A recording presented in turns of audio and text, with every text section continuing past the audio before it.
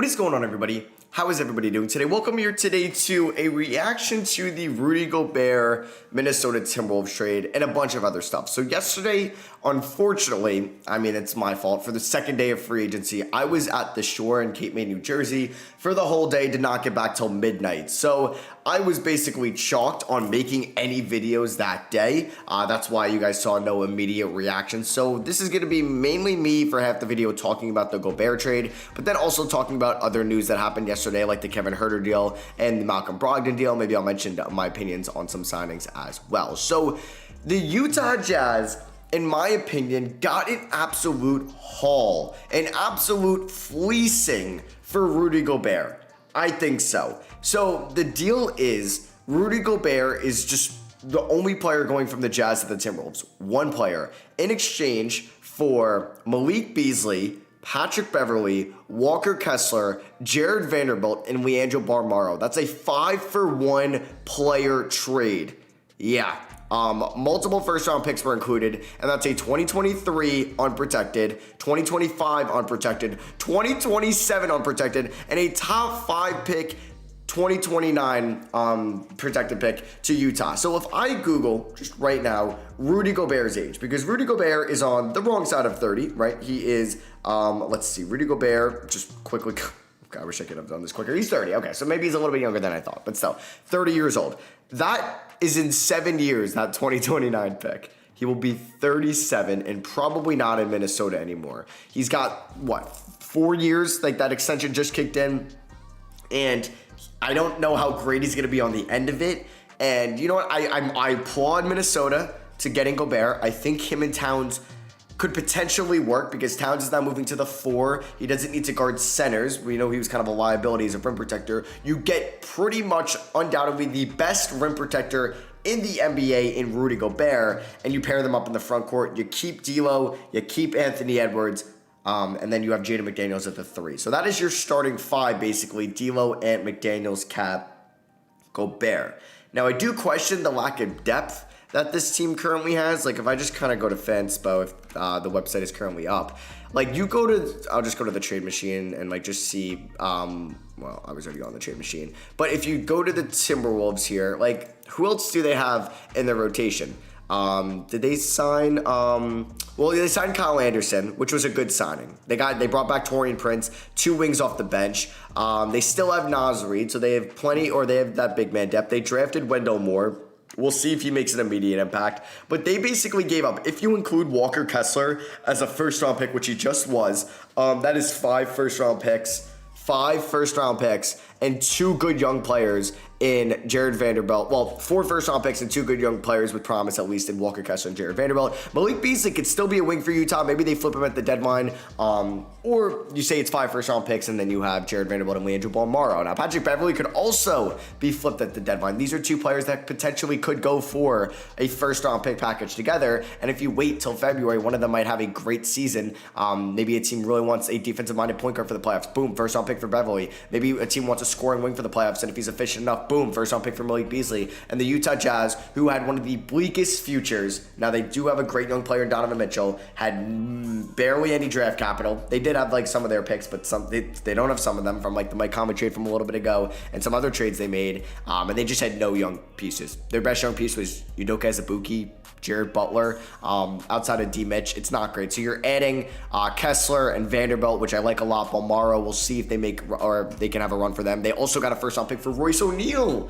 That's like, shout out to Brian Windhorst. I wish I kind of realized that, oh, the Jazz are trading one of their most important rotational players for a first-round pick. Maybe another move is coming. So then they ended up doing that, and I don't know, like, if we look at Minnesota here, sorry for going back and forth between the teams. I'll still go back to Utah, but if we look at Minnesota, they make a win now move. They're paying over $400 million for Gobert and Towns. They were the 7th seed. They almost beat the Grizzlies out in round 1. And could this team win the finals?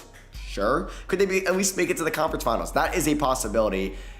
But when it comes down to it, especially if the Suns maybe make a trade for KD or not, like, you still will probably take the Suns over them. Maybe. You have the Clippers. You have the Warriors, you have the Grizzlies, you still maybe will have the Lakers being somewhat competitive. You're going to have the Blazers being better. You're going to have the Pelicans being better. You're going to have the Nuggets getting better with Porter Jr. and Murray back, and they made some moves this offseason. That's 8 teams outside of Minnesota. Now, I'm sure Sacramento is going to want to be a little bit competitive, and then there's one more team I'm missing, Dallas. Dallas was in the conference finals last year. So the West is still going to be a juggernaut once again. Like, there's a chance that Portland doesn't make the playoffs. Probably not Sacramento. Maybe the Pelicans don't make it.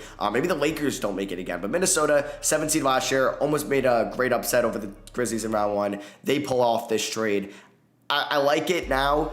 I really hope you win a championship in this window of the next 3 years. I do, because you gave up your 2025 so you don't have your first next year. You don't have it 2 years from now, 4 years or 5 years from now, and you don't have it in 2029 if it's top 5 protected. I mean, like, Ant will still be young then. He'll still be like 30.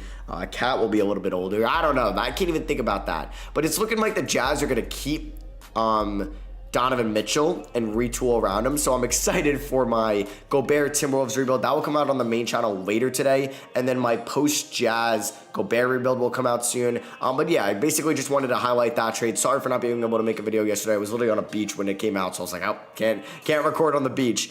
Maybe I should have just recorded a video on my phone. But yeah, so that all happened. Another trade that happened was Malcolm Brogdon going to the Celtics, and I thought it was a great deal for Boston. Daniel Tice, Aaron Nesmith, they also did include Nick Stauskas, Malik Fitz, and Juwan Morgan. And then their first round pick, I believe, was like top 12 protected. I don't know if Woj mentioned it, but I believe reading somewhere it was like top 12 protected. I love that for Boston. Say you're... and yeah, Boston's going to be like a, top 5 team in the East minimum. Probably will have home court in round 1, no matter who they play. And then, yeah, that pick's going to be in the 20s. So you basically give up, say, at the worst, pick 22, Aaron Nesmith and Daniel Tice. Like, I'm not saying Boston has a bad year, which they're going to be one of the finals favorites next year out of the East, at least to make it out of the East. And you're giving up those 3 assets for Malcolm Brogdon, who could be your facilitating point guard. He can cut back on his scoring because you still have Tatum and Brown. And then you can have a really freaking good lineup, especially if Horford regresses and Grant Williams maybe is a little inconsistent. You have Brogdon, Smart, Brown, Tatum, Robert Williams. That might be the best defensive starting 5 or closing 5 in the league. That is absurd. All 5 of those defenders are really good. Now, Brogdon's maybe taking a little bit of a step back, but you still have Brown, good defender, Tatum, good defender, Smart, D-Point, Robert Williams, great defender. Yeah, love that trade for Boston. That's a win now move. Now, finally, the last team here that made a trade was the Sacramento Kings. They gave up maybe that was the top 12 protected first round pick. So maybe the Boston one's unprotected. I'm not sure. You guys can let me know down below. But this is a top 12 protected pick in 2020. Okay, so maybe that's where I read it. But yeah, Kevin Huerter's going to Sacramento for Justin Holiday, Mo Harkless, basically just to fill out some money there. And the first round pick is lottery protected in 2024. So the Kings are like, all right, we might not make the playoffs next year, but in 2024, we're hoping we do. And then it becomes top 12 protected, and then top 10 protected. So yeah, the Kings have been making some moves this offseason. They brought back Malik Monk. It's cool to see him paired up with De'Aaron Fox once again, since they were the backcourt at Kentucky. They drafted Keegan Murray. I'm excited to see him next to Domantas Sabonis. They'll have Harrison Barnes. Man, there's nothing more I want than the Kings to make the playoffs. But the West is loaded, man. The West is loaded. So it will be tough for them. And then finally, for Atlanta, this seemed like a money move since they were going to offload some of their salary. We'll see if there's a John Collins trade down the line. But either way, they get a first-round pick. They just add some more draft capital after losing it in the Murray trade. So yeah, that is going to be it for me. I hope you guys did enjoy. Drop a like if you did. Let me know what you think about the Rudy Gobert trade down below. And I'll catch you on the next one. Peace.